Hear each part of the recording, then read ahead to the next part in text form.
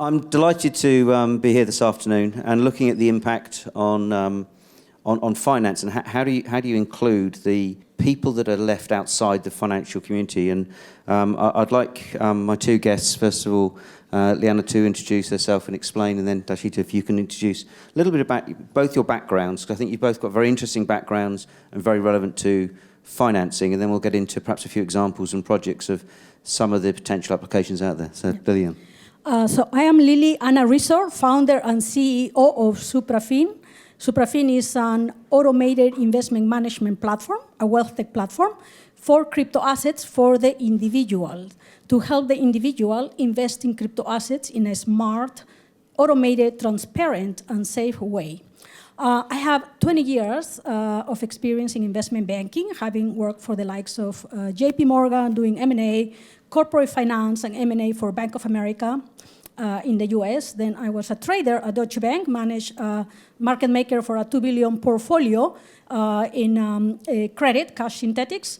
And then in London, I worked for Morgan Stanley and Moody's Analytics in the risk portfolio group for the last 6 years. I'm now the founder, an entrepreneur founder of Suprafin. And where was home originally? Sorry? Where was home originally? I'm originally Peruvian, but I'm also now American and British. Fantastic. We love our Peruvians. I've got a very good friend who lives in Peru as well. And you said you're the first person you met today who knows someone from Peru, but they're over here in force. So, Darshita, can you explain a little bit about your background before and a little bit about some of the things you're getting involved in at the moment? Super, thank you. I'm Darshita Gillis. I am originally from Mumbai, India.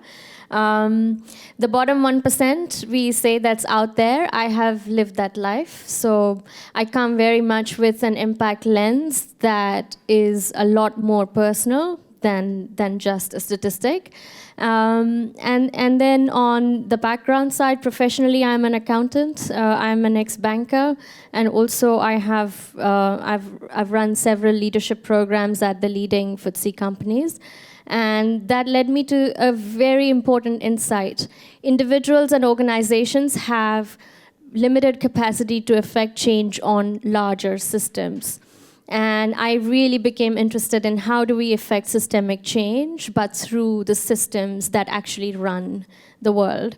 And I created Munch, the platform, munch.com, M-A-A-N-C-H, Munch, as a way to digitize impact and bring finance where it is lacking at this point in time. Lovely, okay. And my name is Johnny Fry. So like my two fellow sort of city types to the left and right of me, I actually, for my sins, set up a mutual fund company. So managing your pension, your ISA, your sort of charity money, if you're so looking to actually donate.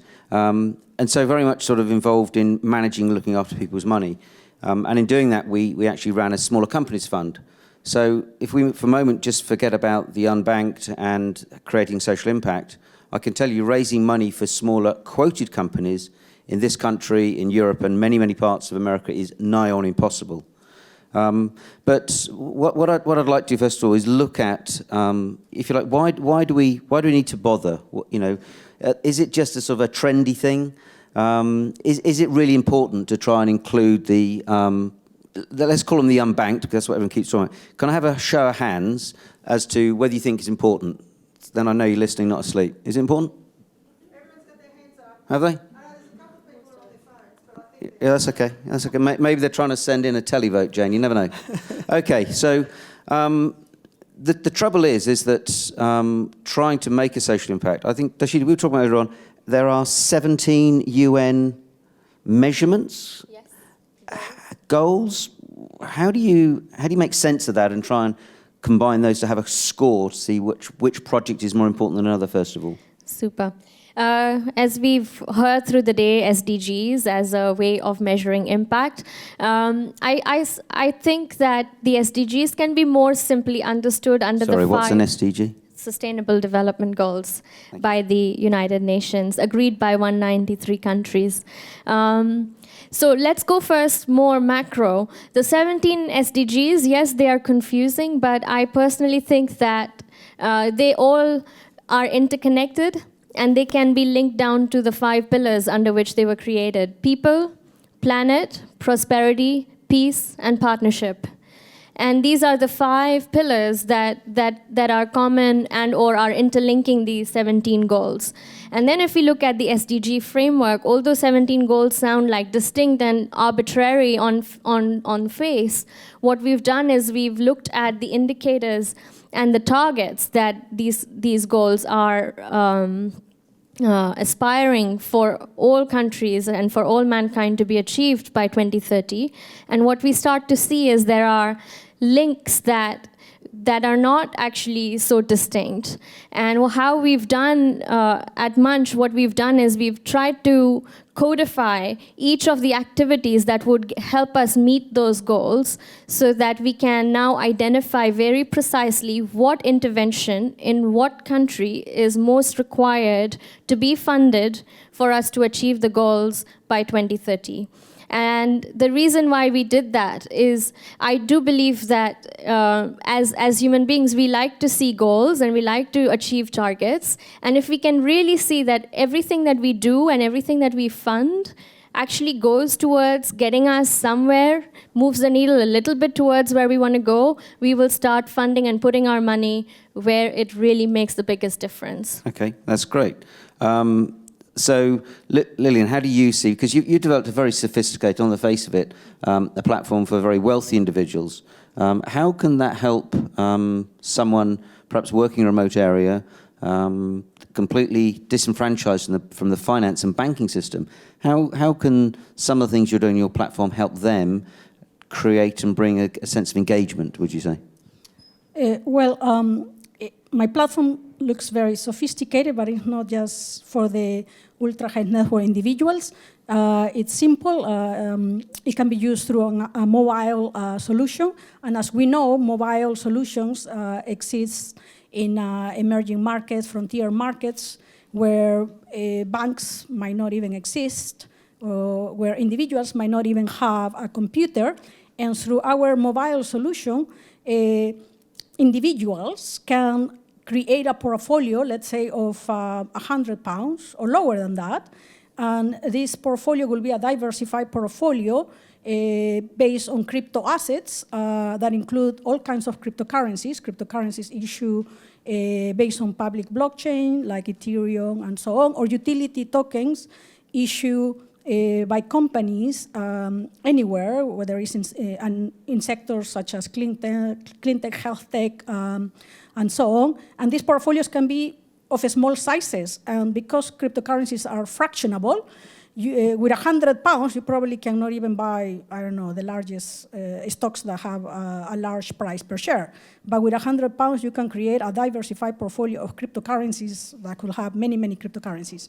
And that, to me, is bringing financial inclusion through different asset classes.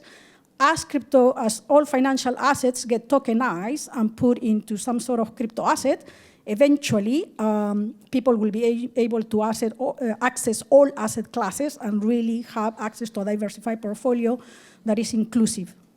Blimey. Okay, so let's have an example of how, if you like, this technology of blockchain and some of the digital assets can impact on society, particularly perhaps those that are currently in the sort of excluded from the financial situation. Have any of you heard of something called Coffee Coin? Yep. Thank you, Jane. I didn't brief you earlier on. Okay, so Coffee Coin, for those who aren't aware of it, is actually being developed by the largest association or trade association of coffee growers in the world, and it's based in Brazil. And what they're doing is effectively giving tokens, credits, points, stamps, whatever you want to call them, to coffee growers and saying, well, we think that you're going to grow, say, $5,000 worth of coffee in the next year. We'll give you $1,000 now, and that enables you to effectively be able to buy fuel for your tractor to actually cut down the weeds so that you can actually have a better crop of coffee. So a very, very simple example of how the technology is being used to actually include those outside the current banking and financial system. But before we talk a bit more, I'd be very interested, has anyone got any queries or questions that they may have that they'd like to ask any of us about sort of financial inclusion and finance for social good? Yeah. Sat here in the West, I have personally managed to lose loads of money messing about with cryptocurrencies, and I've got all this information at my fingertips. I've got all the knowledge; it's all there. And then you're talking about a basket of crypto assets with people who don't have access to that thing, and you're sort of being inviting them to engage in that. I mean, it's I've lost some money, but I've still managed to afford the train up here. But if I'm a farmer on $200 a year, I can't afford the volatility, and I don't have the knowledge to make those sound investments. So how would you? Yeah, so our platform is automated investment management, where we assess all cryptocurrencies, and we got rid of the bad cryptocurrencies and what we think is bad today. And the other cryptocurrencies, we assign a risk and investment score, but also we assess your risk profile. So let's say from a 0 to 100%, you are a 10% risk profile.